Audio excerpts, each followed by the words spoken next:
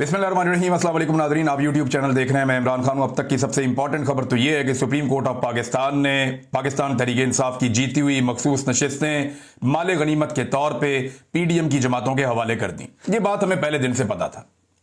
देखिए, जब पहले सुप्रीम कोर्ट ऑफ पाकिस्तान ने पिछले साल फैसला दिया था तो उसके ऊपर अमल दरामद रुकवा दिया गया था, और यह अमल दरामद रोका था एस्टेब्लिशमेंट की ख्वाहिश के मुताबिक इलेक्शन कमीशन ऑफ पाकिस्तान ने।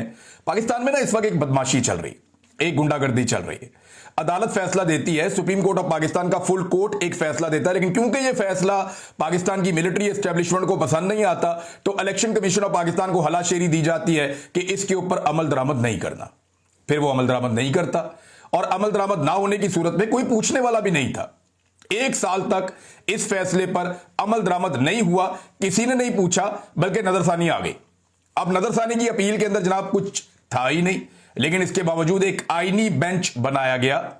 और आईनी बेंच, आपको पता है कि 26वीं आईनी तरमीम के बाद अपनी मर्जी के लिए और अपनी मर्जी के फैसलों के लिए पाकिस्तान की एस्टेब्लिशमेंट ने आईनी बेंच बनाया था, जो पाकिस्तान की एस्टेब्लिशमेंट की मर्जी के मुताबिक फैसले करेगा। फिर अपनी मर्जी के जजेस भी अदालतों में पहुंचाए गए, जजेस की ट्रांसफर पोस्टिंग्स भी की गई। खास तौर पे सुप्रीम कोर्ट ऑफ पाकिस्तान और इस्लामाबाद हाई कोर्ट और पंजाब हाई कोर्ट जो लाहौर में है, लाहौर हाई कोर्ट, इनको पूरी तरह से कंट्रोल कर लिया गया पाकिस्तान की एस्टेब्लिशमेंट की जानिब से। और अब बिलाखिर वो फैसला आ गया जिसके बारे में हम सब बात कर रहे थे। पाकिस्तान तहरीक इंसाफ की टोटल जो 78 नशिस्तें हैं सूबाई और कौमी असम्बली में, ये मखसूस नशिस्तें हैं, ये छीनकर उन जमातों को दे दी गई हैं जिन जमातों को अवाम ने मुस्तरद किया है। यानी एक तो जमात ऐसी है जिसकी टोटल 3 सीटें हैं, लेकिन उन 3 सीटों के साथ उन्हें 11 मखसूस नशिस्तें मिलेंगी। नॉर्मली ये होता है कि जो जमात 3 सीटें जीतती है तो उसको 1 सीट मिल जाती है, नॉर्मली ऐसा होता है। लेकिन यहां पे क्या हो रहा है कि जो जमात 3 सीटें जीती है उसको मखसूस नशिस्तें 11 मिल जाएंगी। अंदाजा करें आप, अवाम ने उनको मुस्तरद किया, अवाम ने उन्हें कहा जी हम आपकी शक्ल नहीं देखना चाहते, लेकिन पाकिस्तान की अदलिया बजिद है और पाकिस्तान की एस्टेब्लिशमेंट बजिद है कि ये सीटें हमने यहीं पे देनी है। 13 जनवरी का एक स्यातरीन दिन था 2024 का, जब बल्ले का निशान पाकिस्तान की सबसे बड़ी पॉलिटिकल पार्टी से छीना गया और एक बहुत बड़ी कंट्रोवर्सी में पाकिस्तान के इलेक्शन को डाल दिया गया। लेकिन 8 फरवरी को पाकिस्तानियों ने मुंह तोड़ जवाब दिया और पाकिस्तान की एस्टेब्लिशमेंट को और अदलिया में बैठे हुए उनके मोरों को बदतरीन शिकस्त दी। अब ये जो 27 जून का दिन है, मुहर्रम की पहली तारीख है, इस्लामी साल का आगाज हो रहा है, और आगाज एक बहुत बड़ी नाइंसाफी के साथ हो रहा है। यानी इस्लामी साल के पहले दिन ही एक बड़ी नाइंसाफी की बुनियाद रख दी गई है। लेकिन ये जुल्म करने वाले एक बात याद रखें कि एक दिन हम सारे पाकिस्तानी मिलकर इन सारे मुजालिम का बदला लेंगे। इन तमाम चीजों का जवाब उन्हें देना पड़ेगा। अदलिया पर जो काला धब्बा लगा है वो तो लगा है, मगर याद रहे इसके असल किरदार ना सिर्फ बेनकाब होंगे बल्कि तारीख के कूड़ादान का हिस्सा बनेंगे। ये याद रखिएगा मेरी बात, ये आज मेरे अल्फाज आप याद रखिएगा। जो लोग ये गंद मार रहे हैं पाकिस्तानी कौम के साथ, इन्हें पाकिस्तानी कौम को जवाब देना पड़ेगा, और ये तारीख के हाथों बदतरीन रुसवाई का सामना भी करेंगे। ये अभी बिलावल को तो बहुत अच्छा लग रहा है ना, ऊपर से वो डेमोक्रेटिक बने हुए होते हैं कि जनाब हमें मुफ्त का माल मिल रहा है, माले गनीमत मिल रहा है, इलेक्शन कोई और जीता है, सीटें हम लेकर जाएंगे। अभी तो बहुत अच्छा लग रहा है, लेकिन एक वक्त आएगा कि ये लोग पछताएंगे। शरीफ खानदान का क्या कहना, वो तो शुरू से ही गोद में बैठने के आदी हैं, और वो गोद में ही आज भी बैठे हुए हैं। तो उन्हें तो मुफ्त के माल की आदत पड़ी हुई है, कभी इसके छापे में हाथ मार दिया, कभी इसके हाथ मार दिया, कभी यहां से लुटमार कर दी। तो बूट मालिश के साथ वो अपने इक्तदार को तूल देते रहते हैं, हमेशा देते रहते हैं। लेकिन ये सारे किरदार तारीख के कूड़ादान में जाएंगे और पाकिस्तानी एक दिन अपना हक जरूर लेंगे।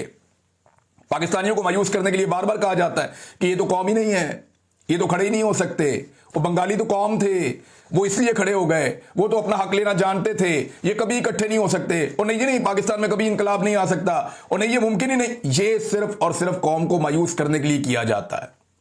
पाकिस्तानी बेहतरीन कौम है, पाकिस्तान के हर कोने में गया हूं, पाकिस्तान के हर नस्ल के बंदे से मिला हूं, हर एरिया के लोगों से मेरी मुलाकात हुई है। पाकिस्तानी जबरदस्त लोग हैं, इनका कोई कंपैरिजन नहीं है, ये बेहतरीन लोग हैं। और एक दिन आएगा जब ये लोग अपना हक छीन लेंगे।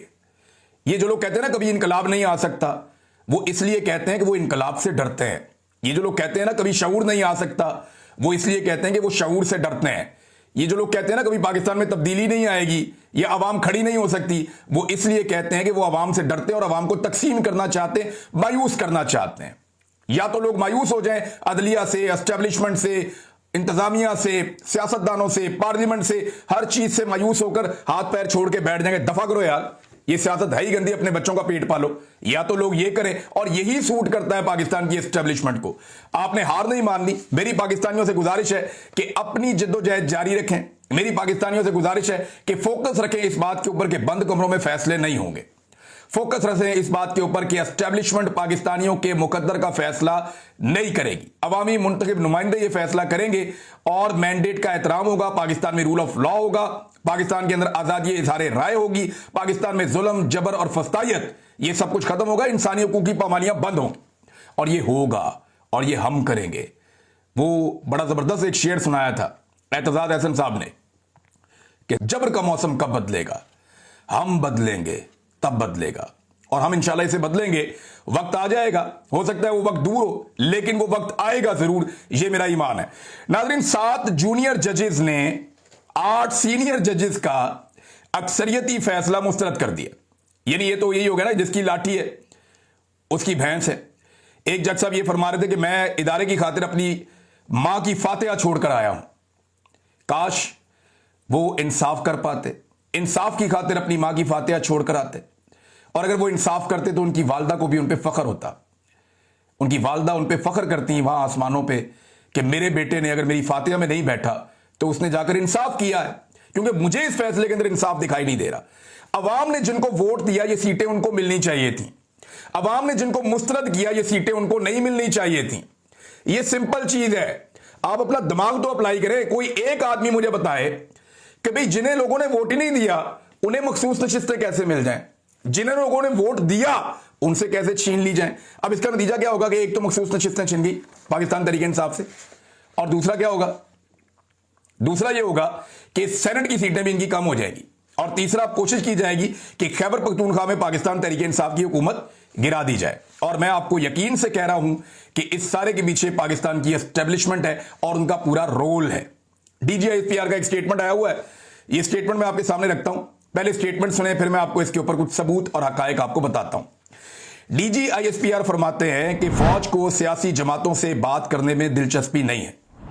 नंबर 1, फौज को सियासी जमातों से बात करने में दिलचस्पी नहीं है। डिक्की वाला वाकया याद है आपको?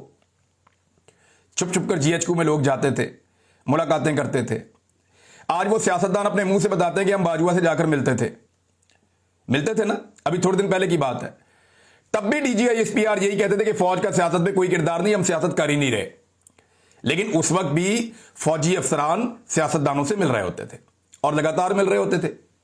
तो सियासतदानों से तो बातचीत आप कर रहे थे। आज जनरल बाजुआ खुद गवाही दे रहा है, आज फैज हमीद इसी चक्कर में अंदर हुआ है, आज बहुत सारे और सियासतदान गवाही दे रहे हैं। फजलुर रहमान ने गवाही दी है, PMLN के लोगों ने गवाही दी है, मोहम्मद जुबैर ने गवाही दी है, और बहुत सारे लोग हैं, शाहिद खान अब्बासी हैं, वो सब गवाहियां दे रहे हैं कि जनाब फौज पूरी तरह से सियासत में इन्वॉल्व है। DGISPR कहते हैं फौज को सियासी जमातों से बातचीत करने में दिलचस्पी नहीं है, जबकि दूसरी तरफ फौज ने जितनी सियासी जमातों से बातचीत की है इतनी बातचीत तो आपस में सियासी जमातों ने नहीं की। फिर वो कहते हैं कि हम हमेशा इस मामले पर बिल्कुल वाजे हैं, ये सियासतदानों का काम है कि वो आपस में बात करें, मुसल्लह अफवाज को बराए मेहरबानी सियासत में मुलव्विस ना किया जाए। भाई यही तो रोला है कि मुसल्लह अफवाज को सियासत से निकाला जाए। फौजी क़यादत का कोई काम नहीं है कि सियासत के ऊपर काम करे। यानी यहां पे तो आर्मी चीफ के बैनर और पोस्टर लगा के एक पॉलिटिकल पार्टी इलेक्शन लड़ रही थी। अभी जिमनी इलेक्शन हुआ वहां पे सियालकोट में, वो इलेक्शन लड़ाई इस बुनियाद के ऊपर है कि जनाब हमने आर्मी चीफ की फोटोज लगाई हुई हैं और जाली तरीके से वो इलेक्शन जितवा भी दिया उस कैंडिडेट को जिसके साथ आर्मी चीफ की फोटो लगी हुई थी। तो फौज को सियासत में मुलव्विस कौन कर रहा है? ख्वाजा आसिफ कह रहे हैं जनाब यहां पे हाइब्रिड मॉडल चल रहा है, फौज और हुकूमत मिलकर सियासत कर रहे हैं, हम मिलकर जो है एक दूसरे के साथ चल रहे हैं, निजाम और रियासत मिलकर चला रहे हैं, तो ये एक हाइब्रिड निजाम है, इसमें फौज फैसले कर रही है। DGISPR कह रहे हैं जी हम नहीं कर रहे। वजीर दिफा जो DGISPR का बॉस है वो ये कहता है कि नहीं फौज पूरी तरह इन्वॉल्व, वो ये कहता है जनरल बाजवा पूरी तरह इन्वॉल्व था, वो ये कहता है कि एस्टेब्लिशमेंट पूरी तरह इन्वॉल्व है और इमरान खान को हम नहीं छोड़ेंगे। ये वुज़रा अपने मुंह से कहते हैं क्योंकि एस्टेब्लिशमेंट इमरान खान के खिलाफ है। मिलिट्री एस्टेब्लिशमेंट की इन्वॉल्वमेंट की गवाहियां पूरी हुकूमत दे रही है, सारे के सारे टाउट्स दे रहे हैं, लेकिन जो मुलाजिम है सरकारी DGISPR वो फरमाते हैं कि नहीं फौज सियासत में मुलव्विस नहीं है और ना हमें मुलव्विस किया जाए। भाई ये हुकूमत आपका बॉस कह रहा है, ख्वाजा आसिफ कह रहा है कि आप इन्वॉल्व हैं सियासत में, आपके जर्नैल सियासत में इन्वॉल्व हैं, या तो उन्हें पकड़ के आप सजा दें जो इन्वॉल्व हैं। जनरल बाजवा के बारे में वो दिन रात कस्में खा रहा है कि वो हमें धमकियां भी देता था। ख्वाजा आसिफ ने कहा कि इतनी सियासत हमने अपनी पूरी जिंदगी में नहीं की जितनी जनरल बाजवा ने उस एक साल के अंदर की है। ये ख्वाजा आसिफ वजीर दिफा आपका कह रहा है और आप उसके अंडर काम करते हैं, आप उसके, वो आपका बॉस है, वो ये कह रहा है और आप ये कह रहे हैं नहीं जी हम नहीं करते सियासत में, कोई किरदारदार नहीं करते। जाके ख्वाजा आसिफ से कोई सबूत मांग लें आप। और मैं यहां पे आपको एक सबूत दे देता हूं, हकीकत बता देता हूं और हल्फन बता देता हूं कि जब मैं आईएसआई की कैद में था तो मुझे बाकायदा आईएसआई के अफसरान ने आकर कहा कि नवाज शरीफ को सपोर्ट करनी है। यानी मेरी आसानी के बदले में, मेरी आजादी के बदले में उन्हें चाहिए क्या था कि नवाज शरीफ को सपोर्ट करो। मैंने इनकार किया, वो देख लो उसका नतीजा क्या निकला, किस हालत में मैं आया वापस। तो नवाज शरीफ के लिए, और ये मैं बात पहली दफा नहीं बता रहा, पहले भी मैंने बताई है कि नवाज शरीफ के लिए सपोर्ट आईएसआई ने मेरे से मांगी थी। तो ये सियासत में किरदार नहीं था तो और क्या था भाई। वहां आईएसआई को कोई प्रॉब्लम था मेरे साथ तो कहते जनाब हमें आपसे ये वाला प्रॉब्लम है, इसको आप टैकल कर लें। लेकिन नवाज शरीफ के लिए सपोर्ट ना मांगते, मेरे से तो आईएसआई के ऑफिसर ने आकर कहा कि हम क्यों ना नवाज शरीफ को सैल्यूट करें जिसने इस मुल्क के लिए इतनी कुर्बानियां दी हैं। आईएसआई के ऑफिसर ने मुझे आकर कहा और मुझे कायल करने की कोशिश की कि बहुत अच्छा बंदा है, इसको आप सपोर्ट करें। मैंने कहा नहीं जी मेरा मुल्क खा जाएगा, मैं नहीं इसको करूंगा सपोर्ट, ये बंदा ठीक नहीं लगता मुझे। मैंने कहा भी नहीं करना, मैंने ये भी कह दिया तंग आके कि यार मैंने करना ही नहीं है, मैं बाहर में जाए मैं करता ही नहीं, मैंने नहीं करना इसको सपोर्ट। उस बात का बड़ा गुस्सा था, फिर मैं देखे 5 महीने तक अंदर था। तो फौज का सियासत में अव्वल रोज से किरदार है, आज तक किरदार है। मुझे बताया ना ये वजीर आजम से क्यों नहीं मिला डोनाल्ड ट्रंप, क्यों नहीं मिला वजीर आजम से? वो तो आपके फील्ड मार्शल से मिला ना, आर्मी चीफ से मिला। तो ये तो सियासतदानों के करने के काम है, खारजा पॉलिसी के, ये कोई फौज के करने के काम तो नहीं है। लेकिन ये काम किया तो ये दिस इज इंटरफेरेंस। ये जो एक सियासी डोमेन है, जो एक सिविलियन डोमेन है, उसके अंदर इंटरफेरेंस है। और ये इंटरफेरेंस जो है यही तो है कि आप मुदाखलत करते हैं। और मैं इसके बारे में और बेशुमार सबूत हैं, चीजें आपके सामने रख सकता हूं। जितने भी लोग जबरी तौर पे लापता हुए उनमें से अक्सरियत ने बताया हमें मिलिट्री इंटेलिजेंस या आईएसआई उठाकर देकर गई थी। उन्हें जगह भी पता है किसको कहां रखा था, किसको कहां रखा था, किसको बेसमेंट में रखा था, किसको कौन से दफ्तर में रखा था, किसको कहां लेकर चले गए थे। बेशतर लोगों को पता है, लोग बताते हैं। तो फौज का सियासत में किरदार है, ये झूठ है कि कोई कहे कि किरदार नहीं है। नाज़रीन एक और चीज, और ये बड़ी अफसोसनाक चीज है, मैंने इसके मनाजिर देखे तो दिल टूट गया, बड़ी तकलीफ हुई। ये दरिया स्वात में, ये बाईपास के नजदीक का एक इलाका है, यहां पे अक्सर बैठ के हम खाना भी खाते थे, दोस्तों के साथ इकट्ठे भी होते थे। यहां पे दरिया स्वात जो है वो बड़े प्रेशर के साथ ऊपर से नीचे आता है, शहर के बीच में से गुजरता है, तो बड़ा प्लेजेंट मौसम यहां पे गर्मियों में होता है।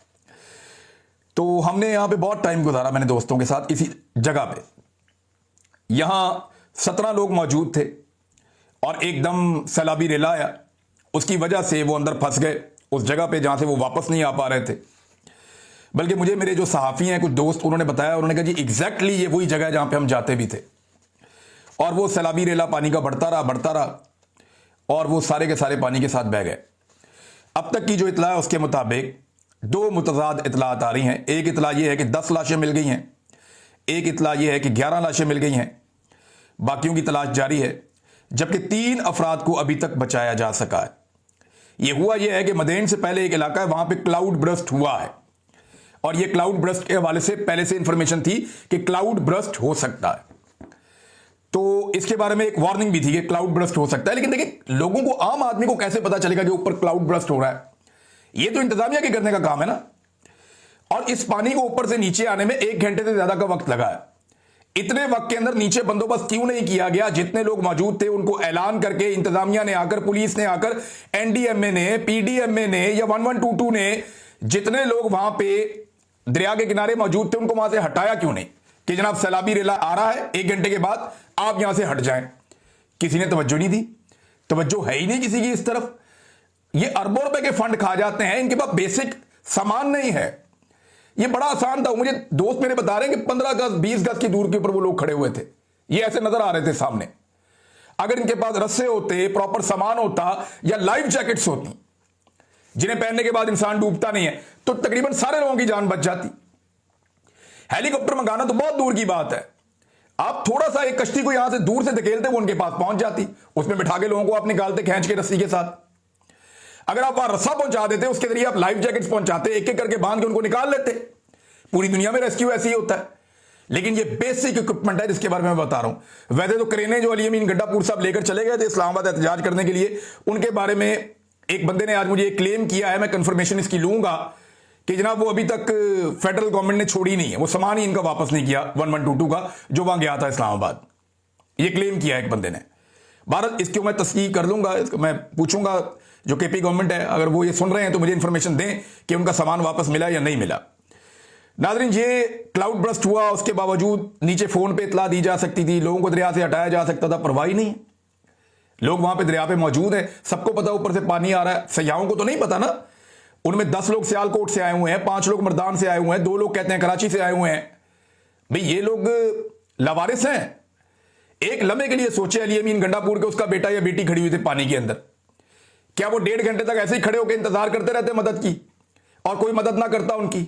तो क्या हालत होती है अली अमीन गंडापुर की अगर वो पानी में बह जाते?